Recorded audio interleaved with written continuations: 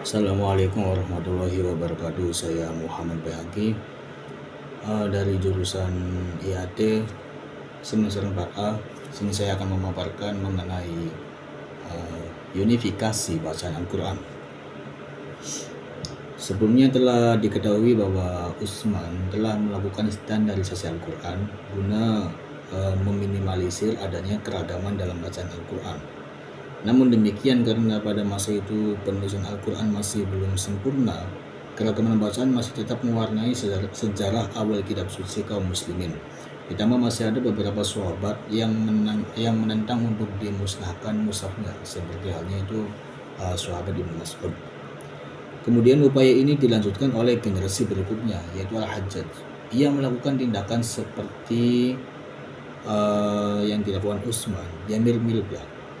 Dia melakukan pemusnahan mushaf non-Utsmani, penyempurnaan ortografi Al-Quran, pengiriman salinan-salinan teks Utsmani ke berbagai kota metropolitan Islam. Namun, karena ada dua mushaf non-Utsmani sebelum itu yang memiliki pengaruh luas di kalangan kaum muslimin awal, yakni mushafnya Ibnu Mas'ud dan Abu Musa al-Asy'ari, membuat ada beberapa generasi berikutnya yang masih mengikuti jejak bacaannya dan menolak adanya gerakan yang dilakukan oleh Al-Hajjaj. Tetapi lantaran karena tekanan politik dan dengan berlalunya masa, rintangan tadi berangsur-angsur melemah hingga akhirnya menghilang dari pencatatan sejarah. Berangkat dari hadis yang intinya adalah bahwa Al-Quran terdiri dari 7 huruf.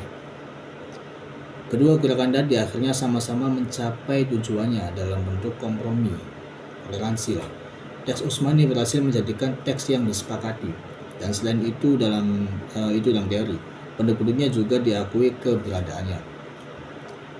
Karena pada masa itu adanya suatu kekompromian, maka ada beberapa tokoh muslim yang membaca Al-Quran tanpa mengikuti ragam bahasa yang telah ada yang telah disahkan itu, yang maksudnya telah ada lah, melainkan menciptakan ragam bacaan yang baru. Dan kalau dibiarkan, ini mungkin akan menjadi membudaknya keragaman bacaan dalam Al-Quran, atau bisa saja akan melahirkan paham liberal dalam prakteknya.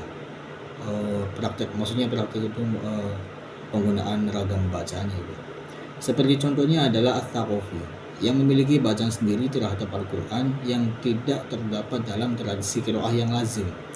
Untuk itu, pada abad 2 Hijriah muncul upaya untuk mempertegas keragaman bacaan Al-Quran. Pembatasan kebebasan ini pada gilirannya melahirkan berbagai upaya untuk menghimpun ragam bacaan yang ditransmisikan dari generasi-generasi sebelumnya. Seperti orang yang pertama melakukan upaya ini adalah Abu Ubaid al-Qasim bin Salam yang menghimpun sekitar 32 ragam qiraah dan seterusnya. Nah, setelah diintroduksinya scriptio plena itu ya, dalam penyelenggaraan mushaf telah mendorong munculnya gerakan yang lebih kuat ke arah unifikasi bacaan pada masa berikutnya, yakni sekitar awal abad 4 Hijriah.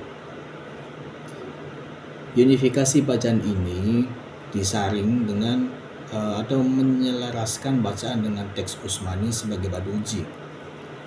Selain itu juga ada beberapa keselarasan lainnya yang perlu diperhatikan, yaitu keselarasan dengan kaidah bahasa Arab dan tawatur, yaitu suatu prinsip transmisi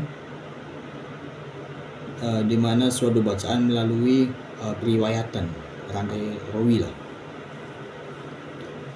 Maka hasilnya adalah dengan dukungan penuh otoritas politik, ortodoksi Islam membatasi dan menyepakati eksistensi qiraatus sab'ah.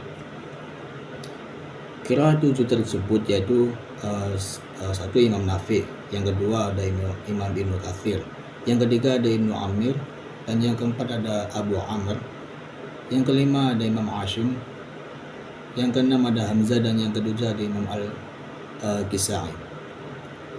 Proses unifikasi bacaan Al-Quran berlangsung dalam 2 langkah. Yang pertama, unifikasi bacaan di dalam satu wilayah, dan yang kedua, unifikasi bacaan antara wilayah-wilayah. yakni cara penyembuhan langkah ini, yang langkah kedua itu adalah melalui apa yang secara teknis disebut dengan ikhtiar, pemilihan, yang berorientasi kepada prinsip mayoritas. Masa titik kulminasi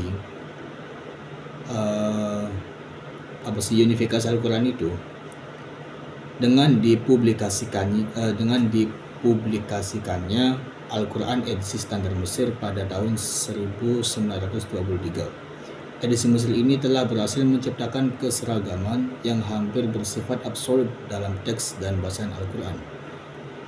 Demikian pemaparan dari saya mengenai unifikasi bacaan Al-Quran. Untuk kurang-kurangnya mohon maaf. Assalamualaikum warahmatullahi wabarakatuh.